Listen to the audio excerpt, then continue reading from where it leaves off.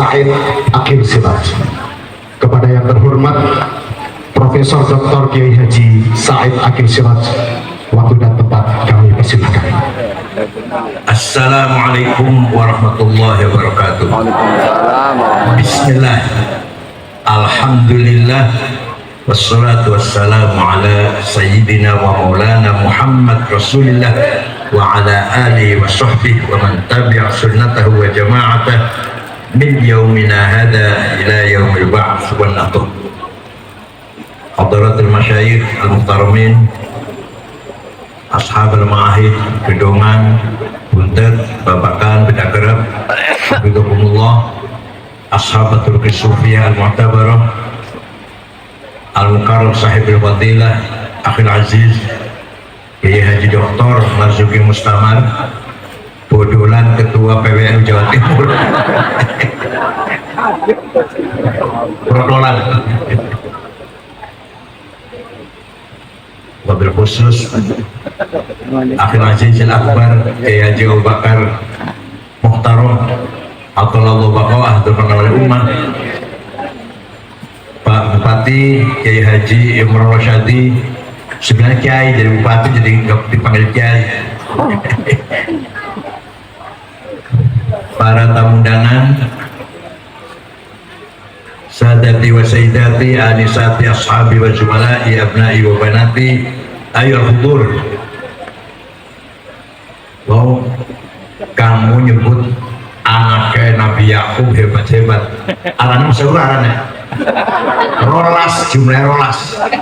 Arane Raubin, Syamun, Zabolon, Jah, dan Asir, Yasakar, Neftali, Yusuf, Bunyamin.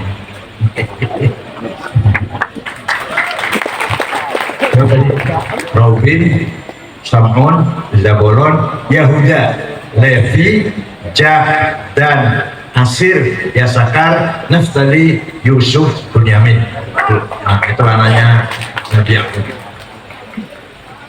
Manusia itu makhluk yang paling mulia dan sempurna ketika manusia betul-betul menjadi insan, tidak hanya sebagai bashar.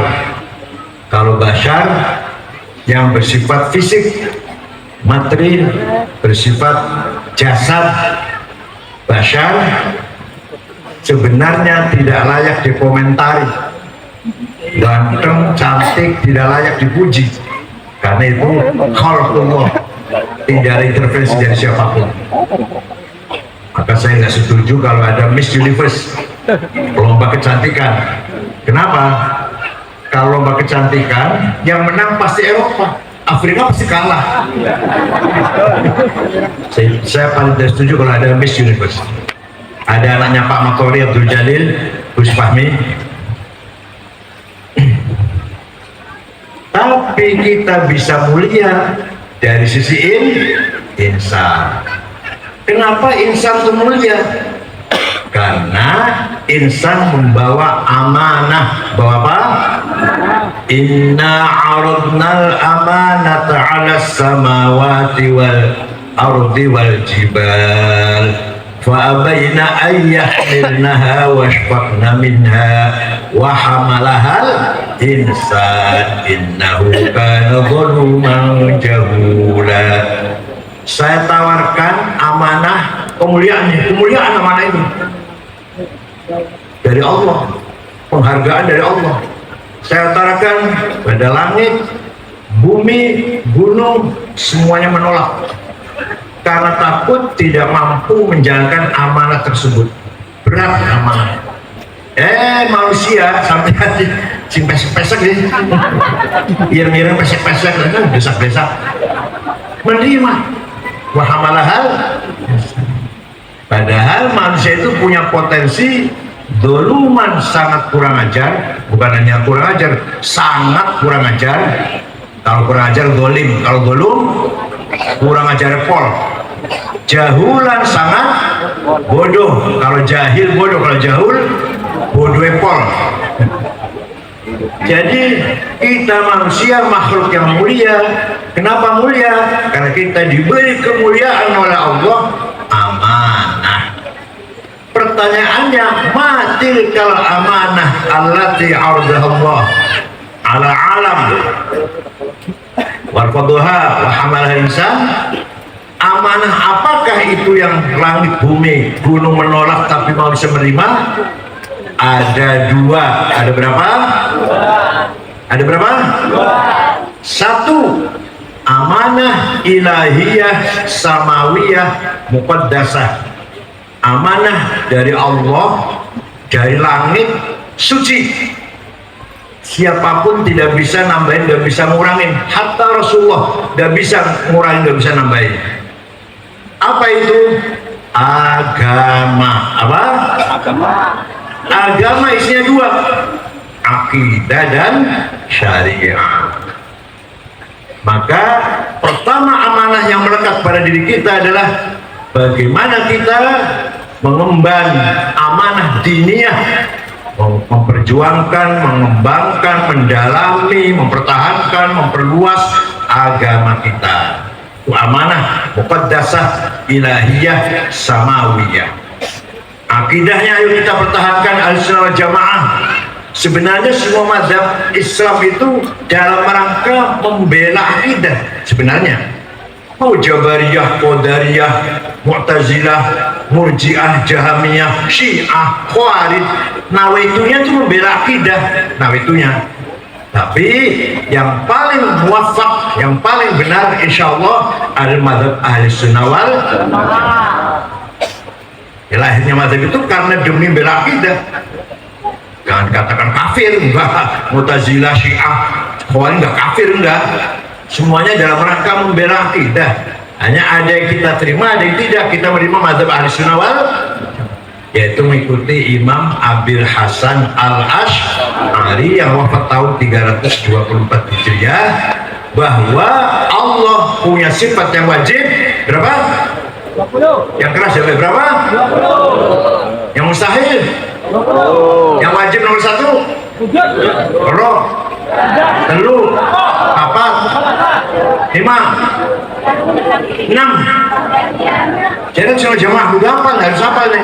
Sampai mati, sampai mati. Kita harus Ahlussunnah wal Jamaah. Selesai sudah. Selesai udah, tinggal memperdalam, mengkaji. Ayo baca kitab ilmu kalam, silahkan. Tapi pada prinsipnya itu. Yang kedua syariah. Syariah kita mengikuti mazhab Imam Abu Abdillah Muhammad bin Idris bin Abbas bin Uthman bin Syafi' bin Musayyab bin Ubaid bin Abdul Aziz bin Abdul Muttalib. Imam Syafi'i yang lahir tahun 150 di Gaza, wafat tahun 204 di Fustat Kairo tahun 204 Hijriah. Usianya hanya 54. Puasanya saya 71, Imam Syafi'i hanya 50. Bapaknya Gus Dur 39. Wah dahsyat itu. Imam Ghazali 55, Imam Nawawi 45. Dan menurut Imam Syafi'i, memahami syariat Islam harus berdasarkan bayan ilahi, bayan nabawi, bayan akli. Apa? Bayan satu ilahi Quran. Paham Quran kalau mau memahami syariat Islam. Kedua, bayan nabawi apa? Hadis. Kalau diterangkan rinci 2 tahun dikira gampang mah. Macam Al-Quran, macam-macam hadis. Yang ketiga, bayan akli, kecerdasan, pemahaman akal. Akalnya para ulama, bukan sampean. Akal terasir, iwakasin lah. Akalnya ulama ada 2. Akal kolektif rame-rame namanya ijma. Memutuskan persoalan namanya konsensus. Akalnya ulama individual sendiri-sendiri namanya qiyas, analogi. Qiyas ada 9. Burhani, Aulawi, Mantiki, Jadari, Sekroi, Tamtili, Khutobi, Syari, Iqrai, Khutobi. Nah itu aja lah, usah dalam-dalam. Dengan adanya ijma dan qiyas, ini penting nih, barangkali nggak tahu. Dengan ada metode ijma dan qiyas melahirkan namanya ilmu fikih. Ilmu fikih itu hasil dari ijma dan qiyas. Dari Sapina sampai Majmu' Muhadzab Mahali Mahali 40 jilid, Majmu' 40 jilid. Jadi ilmu fikih itu adalah produk dari bayan akli, yaitu isinya adalah ijma dan ya, paham betul. Wes beres. Amanah pertama itu. Amanah yang kedua, amanah insaniyah waqi'iyah. Apa? Yang bersifat ijtihadiyah, kreativitas. Kita diberi kemuliaan oleh Allah, dipercaya agar kita ini kreatif, cerdas. Oleh Allah dibebaskan. Sudah barang itu bukan agama, bukan. Ada dua. Ada berapa? Satu namanya sakofah, dua hadharah. Apa nomor satu apa? Civilization, peradaban, ilmu, pendidikan, kesehatan, ketertiban, undang-undang, budaya, itu namanya sakofah. Kadang-kadang kita ngisi-ngisinakan, kita ini masih memalukan, kotor, jorok, nggak tertib. Kalau ngantri nggak sabar. Di Jepang sana Pak, di Jepang agamanya nggak jelas, agamanya sakofahnya luar biasa. Tidak ada satu puntung rokok pun di jalan. Tidak rebutan antri, nggak ada rebutan antri yang belakang. Yang datang belakang di belakang, nggak ada, tertib, teratur. Jepang contohnya, New Zealand juga begitu. Pejabatnya tidak ada korupsi. Bukan takut Gusti Allah, nggak ngerti Gusti Allah, bukan. Bukan takut neraka, ganti neraka, orang Jepang ganti neraka itu apa neraka? Malu. Kalau saya korupsi, ketahuan istri malu, anak malu, mantu malu, orang tua malu, mertua malu, ipar-ipar, orang-orangan, Pak D, Pak Li malu.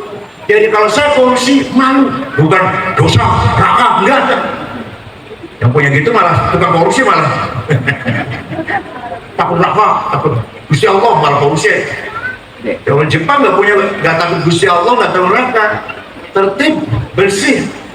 Mereka heran di Indonesia polisi, jaksa, hakim bisa disuap. Heran.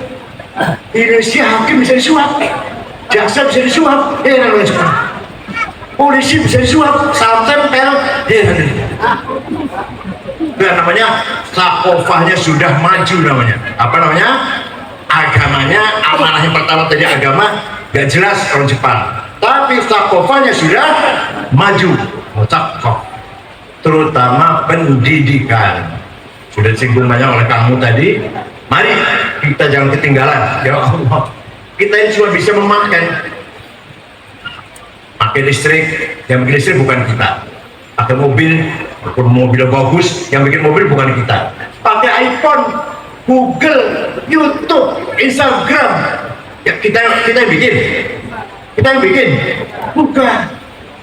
Saudi Arabia, Kuwait, Qatar, Bahrain, gedung bagus-bagus, Emirat, Burjul Al Nahyan, paling tinggi sedunia. Yang bikin siapa? Bukan anak Emirat. Jangan gitu. Masjidil Haram bukan orang Saudi yang bikin, orang Turki itu, insinyur Turki semuanya. Yang bikin terowongan, bikin jalan bagus-bagus di Saudi bukan orang Saudi. Kan mereka punya uang. Jadi takofahnya mereka masih terbelakang. Walaupun gedungnya bagus-bagus, takofahnya masih terbelakang. Ayo, pendidikan tidak ada ujung batas akhirnya, masih sangat jauh, kita ini ketinggalan jauh. Kenapa? Nah, ini ceritanya. Belanda melarang kita sekolah, orang Islam sekolah dilarang, yang Kristen sekolah, yang Kristen Muslim. Tahun 1902, tahun berapa? 1902 boleh. Belanda membolehkan, silakan sekolah, silakan, ayo sekolah. Nah, sing engkau bakal jadi Muhammadiyah pada sekolah. Sing engkau bakal jadi NU, di mana Muhammadiyah? Belum ada NU, belum kan? Sing bakal engkau calon jadi Muhammadiyah, sekolah. Sing engkau bakal jadi NU, haram sekolah. Ayah saja haram sekolah, ayah saya baru. Kiai belakangan ya, apalagi kiai dulu. Ayah saya di sekolah haram mas, Masya Allah. Pakai celana pendek haram, apalagi campur lanang wadon waktu masih kecil. Waktu masih kecil SD lanang wadon campur, laki perempuan haram. Jadi begitu merdeka yang sudah lumayan maju, terus terang saja Muhammadiyah. Kita baru mulai ada rata-rata baru mulai ada anaknya Kiai NU tamat SD tahun 56, baru ada anaknya NU, anaknya orang NU tamat SMP SMA tahun berapa? Ditambah 6 lagi tahun 62, baru 3 tahun lagi 65 BA Zamroni BA Asnawi Latif BA pada demonstran baru. Nah, sekarang sudah alhamdulillah sudah mulai. Jadi ceritanya begitu, mengapa kita ketinggalan? Karena kita dulu haram di sekolah Belanda, nulis dari kiri. Ayah saya nulis kok kiri haram, nulis dari kanan. Ya Allah. Walhasil itulah ceritanya seperti itu. Nah, thaqafah harus kita kejar dari ketinggalan, jangan sampai ketinggalan. Alhamdulillah saya saksikan Kempek Gedongan semakin maju. Yang paling cilaka kalau pondok tadinya maju kemudian merosot, itu yang paling cilaka itu. Alhamdulillah kalau Gedongan semakin maju ya.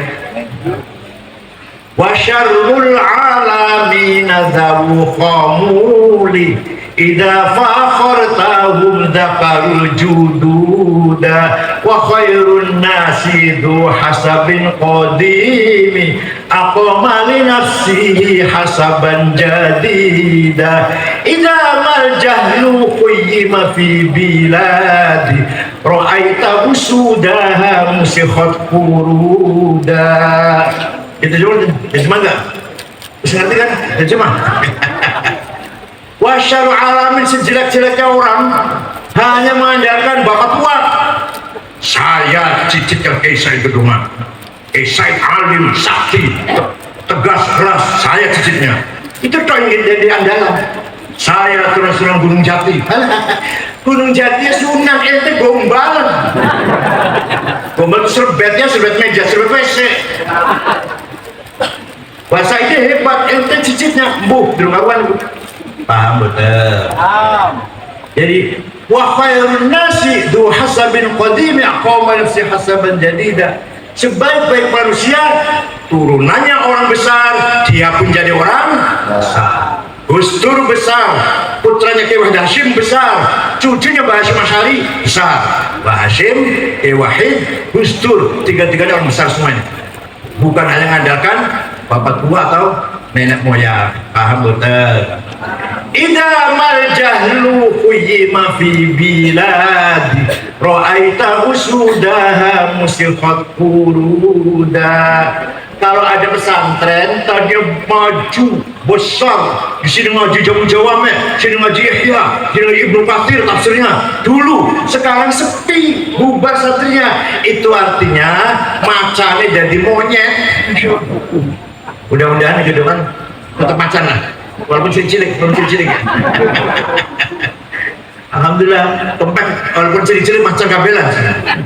Gak jadi monyet. Kalau bubar, ada pesantren yang dulu hebat, sekarang bubar, berarti macannya jadi.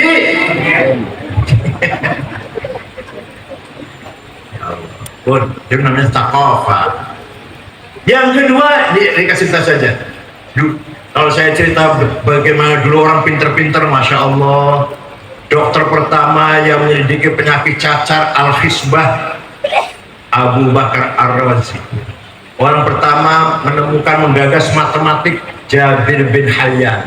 Yang pertama gawe angka 0, dulu 10 itu X. 10 itu apa? X. 60 X nya 100 X nya 10. X 10, 1 artinya.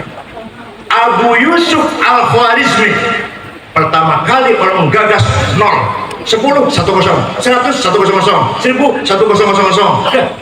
Coba kalau 1000, X-nya berapa itu? Dulu X, 10 itu X. Nah, kalau 1000 berapa itu? 100 ya? Masya Allah. Abu Yusuf Al-Khwarizmi yang menggagas 0, sifir, 0. Yang menggagas kacamata Hasan bin Haytham. Yang pertama kali mencoba terbang Abbas bin Farnas. Terbang berhasil sekali, 2 kali, 3 kali, 4 kali, 5 kali keenakan terbang, keenakan Sabentino terbang, jatuh mati. Tapi yang pertama kali orang terbang adalah Abbas bin Farnas. Yang pertama kali menggagas navigasi untuk mencari arah mana barat, mana timur, mana utara, mana selatan, namanya alat apa namanya? Navigasi. Pesawat mau ke Surabaya dari Jakarta, pencet pasti ke timur. Mau ke Medan, pencet pasti ke utara, nggak akan kesasar kecuali rusak alatnya dengan navigasi. Yang pertama sekali nggak dulu gaya navigasi bu Ahmad bin Majid, Vasco da Gama, pelancong dari Portugis mengelilingi benua Afrika tahun 1450, menginjakkan kakinya di India Barat kota Calicut menggunakan alat bikinan orang Islam Ahmad bin Majid. Jadi sekarang sudah saatnya ulama harus pinter-pinter. Kemudian peradaban Islam turun, muncul lagi di abad ke-10 Ibnu Khaldun, Abdurrahman Ibnu Khaldun itu pertama muncul lagi setelah merosot peradaban, ulamanya mulai mandek, nggak cerdas. Muncul lagi orang cerdas namanya Abdurrahman bin Khaldun menggagas ilmu sosiologi. Jadi bapak sosiolog adalah Ibnu Khaldun dan seterusnya. Nah, kalau kita lihat hadis tolabul ilmi apa? Tadi itu pinter itu wajib. Jadi bakal bodoh dosa. Ayo man, pinter itu bodoh, yang keras bodoh. Oh jadi saya dikumpul di orang dosa-dosa semua ini. Yang kedua, amanah yang kedua, yang insaniah, bukan dari Tuhan, bukan dari kreativitas manusia, namanya hadarah. Apa? Kemajuan di bidang welfare, kesejahteraan, ekonomi, bisnis, dagang, pertanian, perkebunan, pertambangan, itu namanya hadarah. Gedongan punya tambang belum? Gedongan punya tambang nikel, batu bara? Punya? Bapak punya nggak Bapak? Dosa mas, dosa. Wal yakhshal ladzina law taraku min khalfihim dzurriyyatan dhi'afan khafu 'alaihim falyattaqullaha wal yaqulu qawlan sadida. Surat Maryam gaya surat apa? Surat apa? An-Nisa. Jangan sampai kamu mati meninggalkan anak cucu melarat. Quran ini Pak. Jangan sampai kamu mati meninggalkan anak cucu yang kita mati harus meninggalkan anak cucu yang sejahtera, mapan, kaya. Quran. Jadi kalau kita melarat dosa. Walaqad katabna fil zaburi min ba'di dzikr annal arda yarithuha ibadiyas shalihun. Kekayaan alam, nikel, batu bara, boksit, mening, besi-besi, emas, berlian, gas, minyak sebenarnya harus dimiliki oleh Gedongan, Empet, Buntet, Arjunangun, Babakan, Irboyo, Gasek. Tapi malah yang punya bukan kita, berarti dosa gitu. Dosa. Kata Al-Quran yang punya harus orang soleh. Sebenarnya yang paling ideal, tambang itu dikelola oleh BUMN seperti Pertamina. Pertamina BUMN itu gas, minyak. Nah, nikel, batu bara, boksit, besi, mening, negara juga yang mengelola. Nanti turunannya mau jadi aki, mau jadi sendok, mau jadi apa, swasta. Sekarang enggak. Swasta asal bisa main dengan menterinya langsung tanda 10 hektar. Abang, ini lagi berapa? 5.000 hektar. Yang ini berapa ini? 500.000 hektar. Siapa? Paham betul? Ideanya seperti minyak itu. Nikel, batu bara, semua juga harus negara yang punya negara. Yang mengelola negara, yang nambang negara yang nambang. Maka swasta bagiannya yang membuat turunan dari bahan mentah itu. Nikel dari aki, timah jadi sendok, jadi pegangan pintu, hasil turunannya tambang-tambang itu. Nah oleh karena itu, mari kiai harus kaya. Kalau sama kiai apa? Jangan menjadi ashabul proposal. Waktu Kanjeng Nabi Mi'raj melihat ada orang gede dhuwur. Ada orang gede dhuwur, gagah. Setelah dilihat mukanya bolong, nggak ada dagingnya, kropos. Yang ini kaget. Man huwa ya Jibril, siapa ke Jibril? Gede dhuwur, mukanya bolong. Oh, itu umat panjenengan yang rajin bikin proposal. Menang. Jadi kita harus mandiri, kita harus usaha keras, sama saja ibadah. Ilmu ibadah, cari membangun kesejahteraan juga ibadah. Sugih wajib, melarat benar. Diguyur. Sayyidina Utsman kaya raya, pernah sedekah gandum 700, diangkut 700 onta, bukiran karung. Abdul Qadir Jilani orang kaya, punya wakaf di Mesir 10 hektar. Abdul Qadir Jilani. Abil Hasan Syadzili orang kaya, santrinya pengikutnya 6.000 dijamin. Said Muhammad bin Ali Al-Maliki baru wafat tahun 2004, santrinya 700. Putar-putarnya Mbah Mun, santri Said Muhammad semuanya ditanggung oleh Said Muhammad. Makan, minum, kesehatan, pulang kasih tiket. Kira-kira ada nggak kayak gedungan yang itu ya kayaknya? Kenapa? Said Muhammad kaya, punya hotel di Kairo, Al Hussein, di Bandar Hussein, punya Said Muhammad. Percetakan buku di Maroko, Said Muhammad punya. Karena kaya maka bisa menjamin santrinya. Banyak, masya Allah. Pakaiannya sarung baju duduk, sandal dan lili, minyaknya misik, masya Allah. Kopi air campur coklat. Ibu pakaiannya ngomongin, ayuhan nas, ana fakir, farhamuni.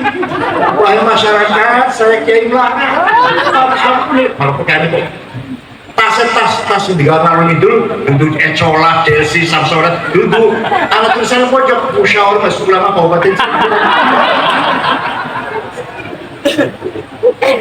Ayo kita bangun hadarah, gitu ya. Jadi sugih wajib, melarat.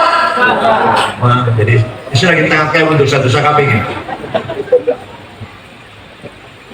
Mau sugih orang melarat, ya Allah jauh sekali.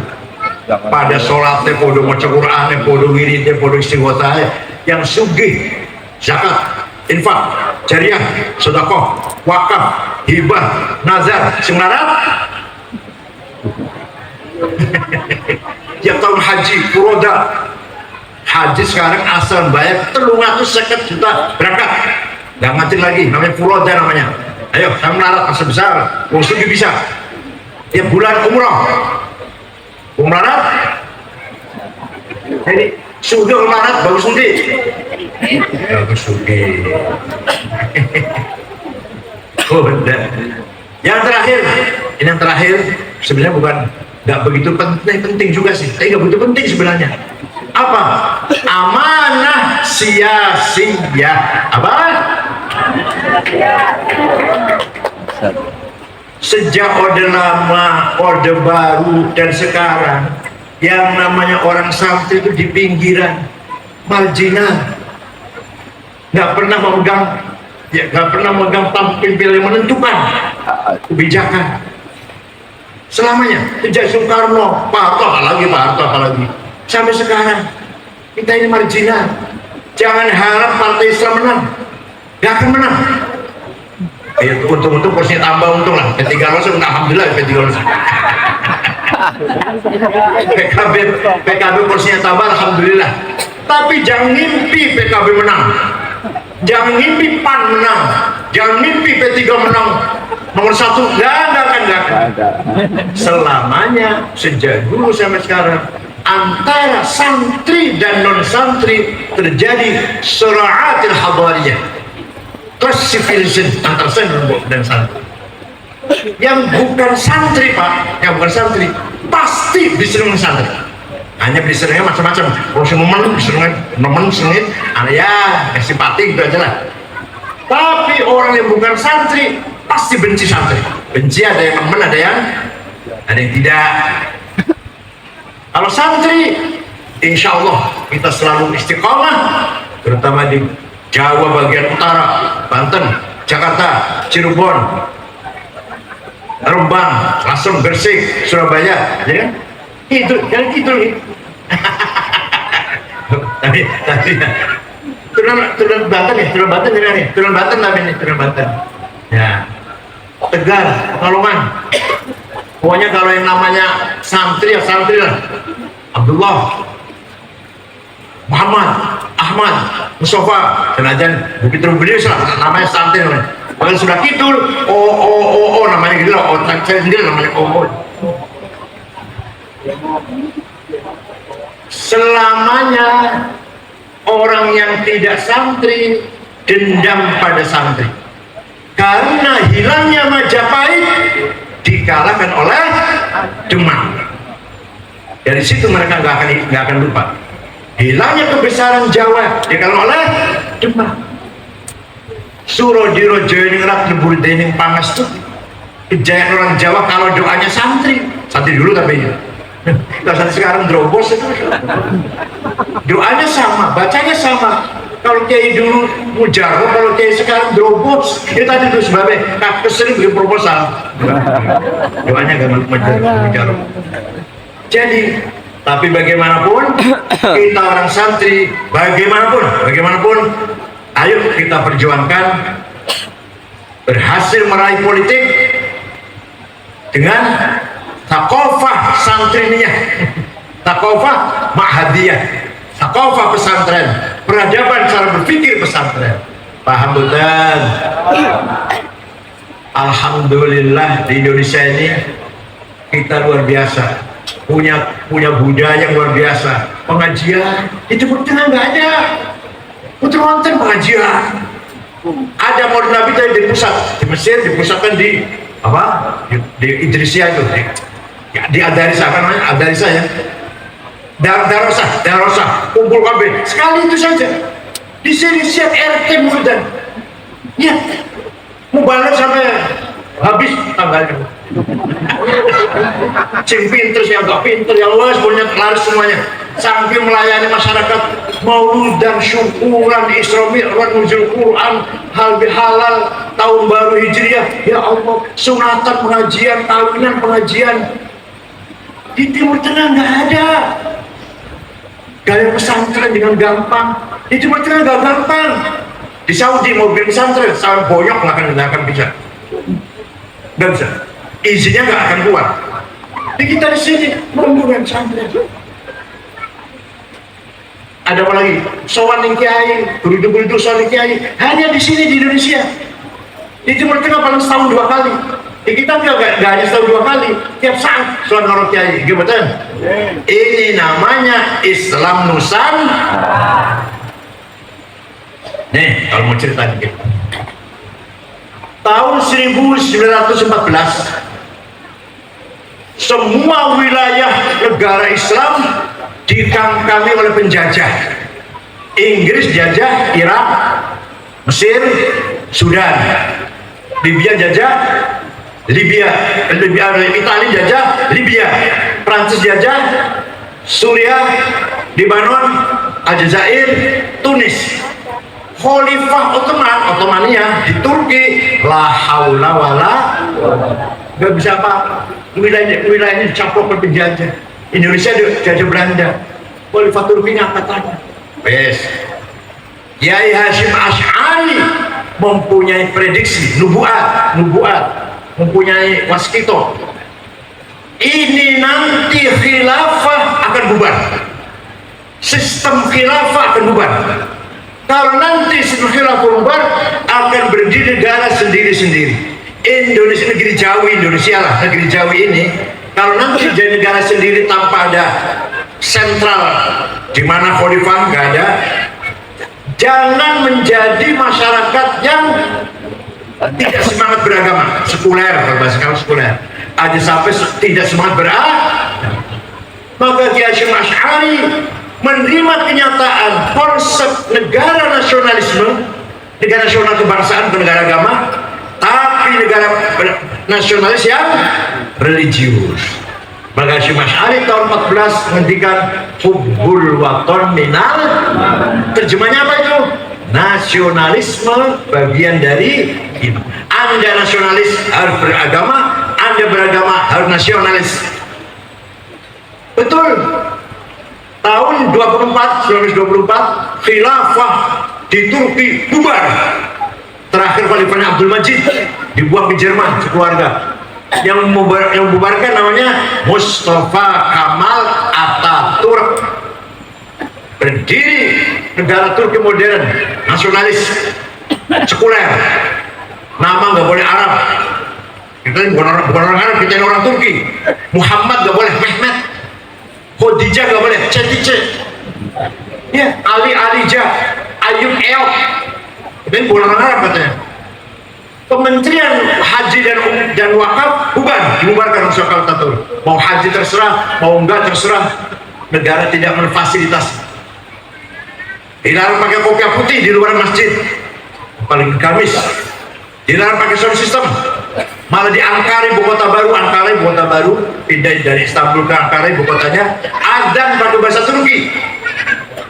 Itu jam Mustafa Kemal Atatürk gitu. Oh, Turki merdeka jadi negara. Lihatnya pribadi lihatnya, lihatnya bekas wilayah Ottoman. Ya terserah kamu sana, berjuang sendiri-sendiri sana. Maka umat Islam waktu itu kehilangan induk. Pernah ada pertemuan di Al-Azhar tahun 24 itu, ingin membalikkan lagi khilafah. Ulama dari India, Pakistan lah, kalau sekarang Pakistan, India datang, Saudi datang, kumpul, musyawarah. Siapa yang berhak jadi khalifah dan di mana ibu kotanya? Bagaimana cara milihnya? 2 hari 2 malam, ittafaqu ala alla yattafiqu. Sepakat untuk tidak sepakat, bubar jalan, gak berhasil. Dan akhirnya lahirlah pertama kali partai politik nasionalis yang melawan penjajah, namanya Partai Ba'ath. Apa? Nasionalis Sosialis Sekuler. Pendirinya orang Arab Kristen, orang Damaskus, tapi Kristen Ortodok, namanya Mitchell Aflaq. Mitchell Aflaq mengkader pemuda-pemuda Arab, Hasan Bakar dari Irak, Abdul Karim Qasim dari Suriah, Sa'ad Zaghloul dari Mesir, Habibur Rahman Tunis, Abdul Salam Jalud Libya, dari Sudan Ja'far Numeri. Ini semua yang saya sebut namanya ini tokoh-tokoh nasionalis Arab, bukan tokoh agama, bukan. Paham betul. Nanti akan diganti oleh generasi sudahnya, Saddam Hussein Irak, Hafid Assad Syria, Jamal Nasir Mesir, Muammar Gaddafi Libya, Habibur Rahman Ja'far Numeri. Ini yang saya sebut namanya bukan tokoh Islam, bukan pejuang Islam, pejuang nasionalis. Nah, orang Islam baru sadar, iya ya, kita harus punya partai. Tahun 37 berdirilah partai Islam pertama, namanya Ikhwanul Muslimun, yang mendirikan ulama Azhar Al-Sunnah Jamaah moderat, namanya Syekh Hasan Al-Banna. Ya, berjuang, bikin cabang di Sudan, bikin cabang di Suriah, Ikhwan Muslimun di Mesir. Ayo bangkit, orang Islam bangkit, ayo bangkit. Tahun 40 ada pemuda Ikhwan, kalau sekarang bangsa di kita lah, membunuh Perdana Menteri Mesir, namanya An-Najrasi. Hasan Banna marah sambil nangis. Bukan begini berjuang, bukan begini caranya bangkit, bukan. Yang saya maksud bangkit bukan ini, bukan bunuh-bunuh gitu, bukan. Kamu bukan bunuh Najrasi, bunuh saya kamu itu. Tahun 42, 1,5 tahun kemudian, Hasan Banna terbunuh. Gantinya nih, untuk hati-hati. Gantinya Sayyid Qutb, bukan Al-Azhar tapi Cairo University, bukan ulama, jurnalis, tapi alim sih, jurnalis, bukan ulama pada dasarnya, bukan. Beliau pertama kali menggagas, di luar biasa cerdas, memang cerdas, menggagas apa? Bahwa jahiliyah itu bukan bodoh, buta huruf, primitif, terbelah, bukan. Kata Said Qutb, jahiliyah adalah sistem politik yang bukan dari Islam. Jahiliyah bukan, jahiliyah itu bukan bodoh, buta huruf, bukan. Sistem politik yang bukan dari Islam, jahiliyah. Komunis, sosialis, kapitalis, nasionalisme, jahiliyah. Karena nasionalisme pun datang dari Ernest Renan yang mengkonsep negara nasional. Siapa namanya? Ernest Renan, dari Prancis tahun 1895. Hasyim Asy'ari menerima Hasyim Asy'ari nasionalisme asal religius. Said Qutb menolak. Jadi kalau Hasyim Asy'ari mengatakan hubbul watan minal iman, Said Qutb mengatakan hubbul watan minal jahiliyah. Tahun 65 mencoba kudeta Jamal Nasir, gagal. 6 tokoh ikhwan digantung di Tahrir Square. Said Qutb, Zaki Muhandis, Asmawi, Hasan Hudaybi, dan seterusnya. 6 orang tokoh ulama ikhwan digantung, ditonton tahun 65. Ikhwan dilarang babat. Nah, tahun 69 muncul lagi yang lebih keras daripada ikhwan. Namanya Jamaah Takfir wal Hijrah. Apa namanya? Pendirinya namanya Syukri Ahmad Mustafa. Semua orang kafir kecuali dia nggak kafir. Kecuali mereka yang kafir. Syekh Al-Azhar, Syekh Al-Azhar kafir. Ulama-ulama hufadzul Quran, Turki Sufiyah, kafir, semua kafirin. Karena menerima nasionalis, nasionalisme, negara kebangsaan. Hanya mereka yang tidak kafir. Mereka membunuh wartawan senior Yusuf Sibai, membunuh Menteri Agama Dr. Husain Ad-Dahbi yang punya karangan At-Tafsir wal Mufassirun. Yang ketiga puncaknya tanggal 3 Oktober 1981 membunuh Presiden Muhammad Anwar Sadat. Anwar Sadat dibunuh, Husni Mubarak jadi presiden, mereka dihantam, nggak habis juga, nggak habis. Sembunyi di Sinai. Di antara sembunyi namanya Ayman Al-Zawahiri. Lahir Al-Qaeda di Afghanistan melawan Soviet. Ayman pergi ke sana bergabung Al-Qaeda. Sedikit cerita tentang terorisme biar tahu. Al-Qaeda berdiri asal mulai melawan Soviet, didirikan oleh Amerika, dilatih oleh Amerika, yang danai Raja Fahd. 450 juta dolar habisnya. Ya, bagaimana cara ngebom, bagaimana cara rakit bom, dilatih lah. Ya, Soviet lari, kalah. Al-Qaeda malah memusuhi Amerika. Bosnya sendiri malah dimusuhin, bosnya yang melatih perang tadi. Datang lagi yang lebih keras lagi, namanya ISIS atau Daesh. Pendirinya namanya Mus'ab Zarqawi. Umur 22 tahun, dari Jordan, hidupnya di Tel Aviv. Maka ISIS 100% made in Israel. Sampai sekarang jaringan terorisme di Indonesia ada 2. Ada Ansor Tauhid, non muslim boleh dibunuh, gereja boleh dibom. Oh, bukan Bashir, Amrozi, Al-Ghufran, Mukhlas, Ali Imran, Samudra. Ada Ansor Daulah, kita ini boleh dibunuh semuanya. Yang menusuk Pak Wiranto, yang menusuk polisi lagi sholat di Blok M. Pokoknya kalau yang dibom itu masjid atau lagi ngaji, Ansor Daulah. Kalau yang non muslim namanya, yang dibom non muslim namanya apa? Ansor JAT dan JAD. Termasuk juga Az-Zaitun, agak bau-bau JAT juga Az-Zaitun itu. Jadi kan akhirnya pondoknya, pondok kan anak Zaitun. Itulah cerita. Sampai sekarang belum habis. Jaringan Afghanistan, Filipina Selatan, Poso, Bima, NTB masih ada sampai sekarang. Baru-baru saja dari 88 nangkep berapa? 8 orang ya? 8 orang dari Sukoharjo dan sekitarnya. Itulah cerita tentang terorisme, tantangan kita di depan mata kita. Dulu terorisme di Afghanistan jauh. Sekarang mana? Sekarang? Di kita sih, di sini kita, dengan kita, hidup bersama kita. Jadi bukan lagi di Afghanistan atau di jauh di sana. Di sini terus sudah ada ini sudah. sulit untuk diberantas, untuk dihilangkan, sulit sekali, nggak bisa sekaligus bisa dihilangkan.